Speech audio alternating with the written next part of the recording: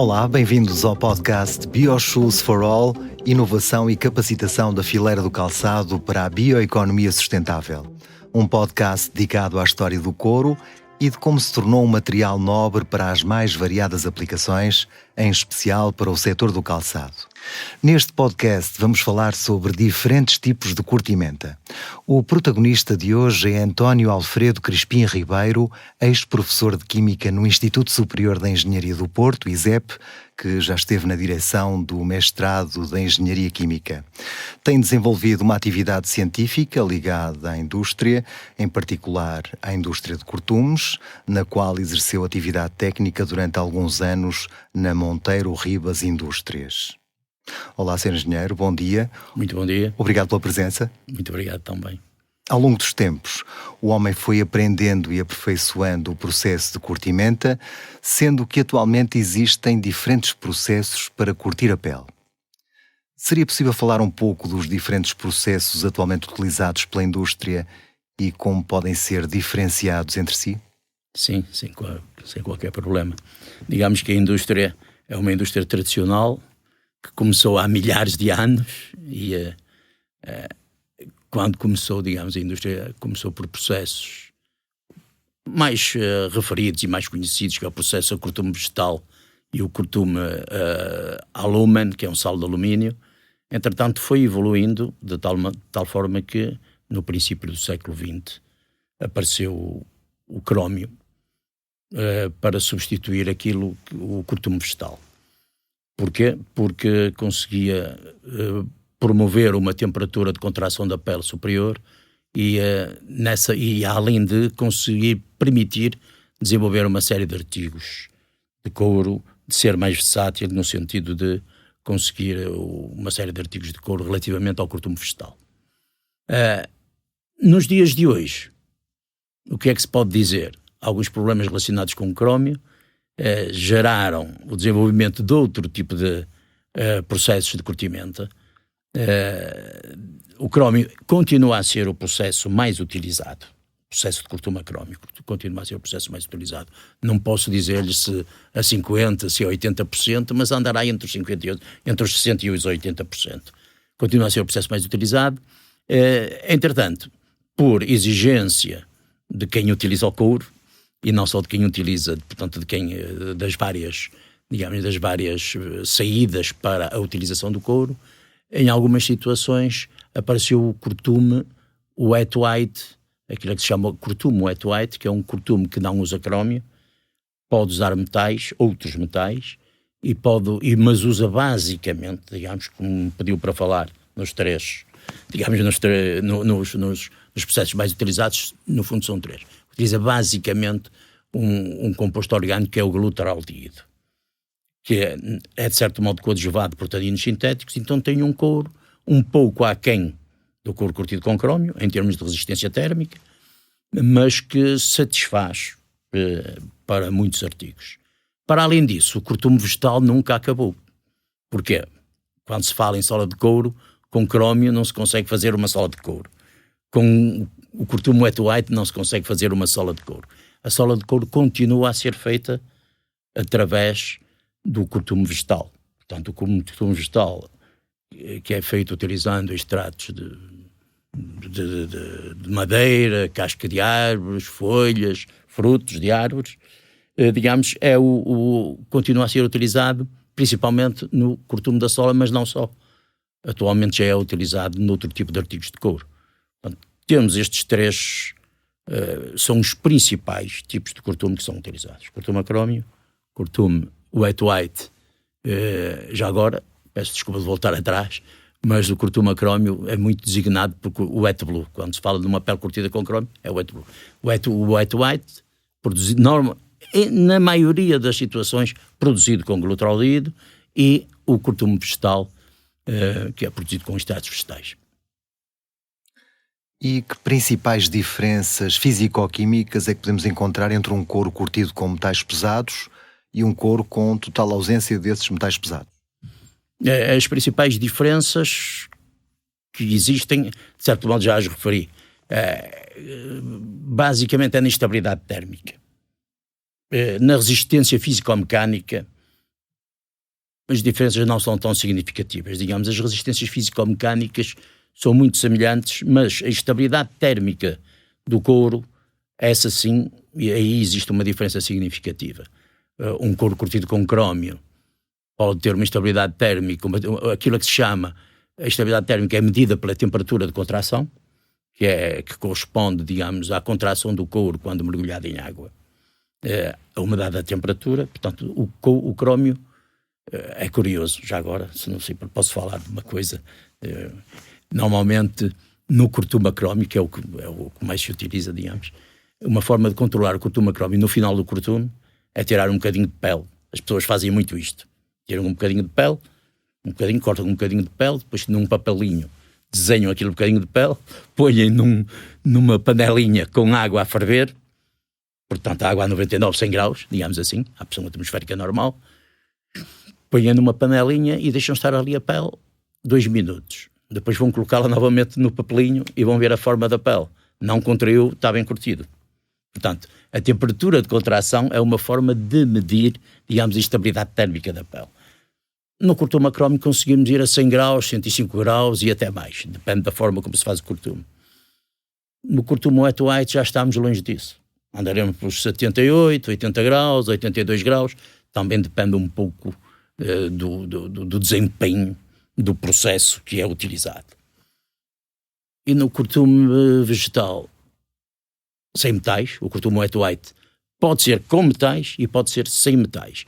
Quando é com metais, eventualmente pode ir um pouco mais longe, mas não, o crómio é de facto aquele que consegue uma melhor temperatura de contração. O cortume vegetal ainda tem temperaturas de contração inferiores ao wet white, que podem ser melhoradas através de otimização do processo e podem chegar à temperatura de contração do wet white. A grande diferença é um pouco esta, e esta diferença é importante. Porquê é que é importante? Porque, por exemplo, no fabrico de calçado, que é o tema do BioShoes, não é? É preciso ter cuidado, porque no fabrico de calçado muitas vezes a pele é introduzida, o sapato já numa determinada forma é submetido a temperaturas elevadas em fornos e outras situações, e o couro curtido com crómio tem mais resistência do que um couro wet white ou do que um couro vegetal. Logo aí os fabricantes de calçado têm que ter esse cuidado para não ter problemas, digamos, relacionados com o corte da pele que depois encolheu e já não dá para o sapato, por exemplo. Portanto, há uma influência direta no artigo final a que o couro se destina. Sim, isso implica que haja cuidados próprios no fabrico do calçado para evitar alguns problemas. O couro com curtimento a crómio é unanimemente reconhecido como aquele que confere melhores propriedades à pele. Isto do ponto de vista da flexibilidade produtiva e também das resistências físico-mecânicas. No entanto, uma restrição química tem vindo a ser colocada e está associada à possibilidade de formação de crómio hexavalente na pele, que é, como é sabido, tem um efeito negativo na saúde devido ao seu alto índice de toxicidade. Nesse sentido, que medidas poderão ser adotadas pelas fábricas de cortumes para prevenir a formação de crómio 6? Ora, efetivamente o crómio, tal qual ele é utilizado, digamos, o crómio, como eu disse, penso que já o referi, o crómio aparece, digamos, no princípio do século XX, não posso precisar neste momento quando, mas 1930, por aí, e o crómio utilizado é o crómio no estado de oxidação 3. Portanto, é um célebre produto, sulfato básico de crómio, que é utilizado no estado de oxidação 3. De qualquer maneira, em determinadas situações, o crómio 3 pode ser oxidado a crómio 6. Em termos de perigo para a saúde humana, o crómio 3 não se pode falar muito nisso. Ele pode provocar umas irritaçõezinhas de uma pessoa ou noutra, mas digamos que não se pode falar. O crómio 3 até contribui, de certa medida, para o metabolismo, digamos. Agora, o crómio 6, de facto, é conhecido como sendo perigoso para a saúde humana. Pode provocar uma série de problemas, inclusive é cancerígeno. Portanto, existindo essa possibilidade, há sempre alguns problemas aqui. De qualquer forma, a empresa ou a fábrica que produz um artigo de couro tem algumas ferramentas que impedem a passagem do crómio 3 ao crómio 6. E no uso do sapato, estamos a falar de sapatos, fabrico de sapatos, no uso de sapato, o crómio 3 não vai passar a crómio 6, na generalidade. Mesmo com o envelhecimento, só se envelhecesse em condições muito especiais. De qualquer modo, pode existir essa possibilidade. E então, para prevenir essa situação, há a possibilidade de, por exemplo, há uma coisa que deve ser feita: evitar acabar o processo de fase úmida, o processo de tingimento, engorduramento e recortume do couro a um pH muito elevado. Não acabar esse pH. E mesmo durante o processo, muitas vezes, por exemplo, para fazer penetrar o corante através da pele, muitas vezes faz-se subir muito o pH. É preciso ter algum cuidado com isso. Ou então a utilização de determinado tipo de corantes, por exemplo, corantes reativos, que implicam que a pele tem uma fase no processo de aplicação desse tipo de corantes, que implicam que a pele vá a um pH muito elevado, à volta de 8, 9. Isso é contraproducente, porque esse pH, em determinadas condições, o crómio 3 pode passar a crómio 6. Por isso é que os corantes reativos, já houve tentativas e nunca se engraram, digamos, no processo de tingimento do couro.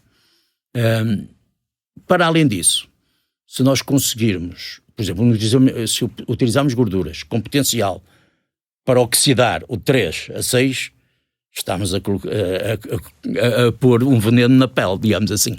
Então, o que devemos fazer, nesse caso, é usar gorduras não saturadas, evitar a utilização de gorduras não saturadas para que isso aconteça. Para além disso, também a utilização de extratos vegetais, que têm no geral, são antioxidantes. Se forem usados extratos vegetais, é possível, digamos, prevenir a formação do crómio 6 durante o processo, inclusivamente durante a utilização da pele. Não deixa de ser um problema. Quer queiramos, quer não deixa de ser um problema, porque na prática, no fim de vida do sapato, temos uma pele que tem crómio. E o que é que se vai fazer da pele? A que condições é que ela vai ser submetida?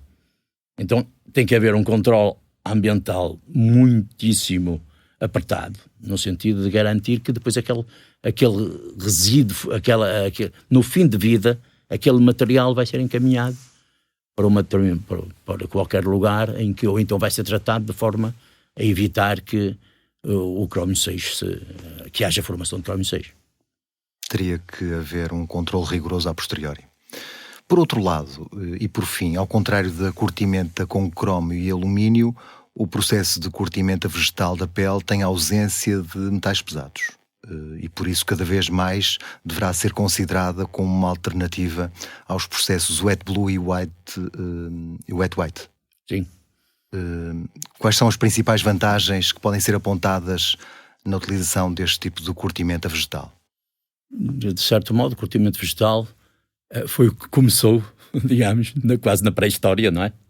E hoje estamos novamente a utilizá-lo. É claro que é preciso ter algum cuidado também com a utilização de curtume vegetal, mas o curtume vegetal é um curtume sustentável, de certo modo, porque tiramos, digamos, o tanino da madeira ou da casca de árvores, das plantas. É um curtume sustentável, tem essa vantagem. É um curtume. Quando o crómio tem uma grande vantagem, eu peço desculpa de voltar atrás, mas a utilização do crómio tem uma vantagem porque, tendo em conta os requisitos da moda, os requisitos que nós conhecemos, o fabricante de calçado pede uma pele com estas características, muda as características, quer mais macio, quer com este efeito, quer com aquele efeito, e uma pele trabalhada com crómio é mais versátil. Com essa pele consegue-se fazer isso. Com o vegetal não se conseguia tanto. Há muitos anos atrás, quando o crómio apareceu, havia alguns artigos tipo que se faziam para o calçado e não se conseguia tanto. Hoje em dia, com a evolução da indústria química, já se consegue fazer artigos sobre uma pele curtida com base em extratos vegetais que se equiparam aos artigos curtidos com crómio. Há sempre um problema, pode haver sempre um problema quando se pretende um artigo com resistência à água. Isto é, eu vou para a montanha, vou pescar e, portanto, quero umas botas, por exemplo, com elevada resistência à água. Aí, no cortuma vegetal, também se pode fazer, mas tem que se utilizar processos já quase, eu diria quase, são um pouco mais sofisticados e mais trabalhosos e praticamente abandonados. Poucos o farão, digamos assim, mas é possível fazer isso. De qualquer forma, sobre o cortuma crómio, o couro hidrofugado tem a vantagem de se conseguir um couro hidrofugado melhor que no caso vegetal. De qualquer forma, no cortume vegetal temos um cortume sustentável e temos um cortume que se satisfaz na plenitude, para além de ser um couro que não tem qualquer problema, não tem toxicidade, não tem qualquer problema para a saúde do couro cortime com vegetal. Pode ter um problema, e aí é preciso ter cuidado. Se compararmos o cortume com crómio e o cortume vegetal, o cortume com crómio, embora quando se curte com crómio, vamos ter um banho residual, que é um banho que vai ter crómio, porque a pele não absorve todo o crómio que é oferecido à pele. Então vamos ter um efluente, um banho residual que tem crómio. É problemático. E então depois na estação de tratamento vai gerar lamas que vão ter crómio. O cortume vegetal tem essa grande vantagem. Qualquer resíduo que saia do cortume vegetal, quando se ajusta à espessura da pele, produzimos um resíduo. No caso do cortume com crómio, esse resíduo vai ter crómio. No caso do cortume vegetal, não vai ter crómio. É muito mais fácil reutilizá-lo e aproveitá-lo para determinado tipo de aplicações. No efluente também não vamos ter crómio, mas normalmente, isto é só para chamar a atenção, porque às vezes fala-se, normalmente o cortume vegetal tem uma carga poluente um pouco superior à carga do banho, pondo o crómio de lado, digamos assim, tem uma carga poluente superior.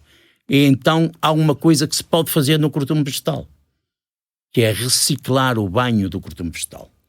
E ao reciclar o banho do cortume vegetal para aproveitar aquela carga que no fundo são taninos que a pele não fixou, ao fazer essa reciclagem, que é passível de ser feita, e sempre foi feita, não temos tempo para estar aqui a falar no processo tradicional do cortume vegetal, ao fazer isso, de certo modo estamos a impedir a proliferação dessa carga, o aumento da carga poluente comparativamente com o cortume com crómio. Mas tem que ser feito isso.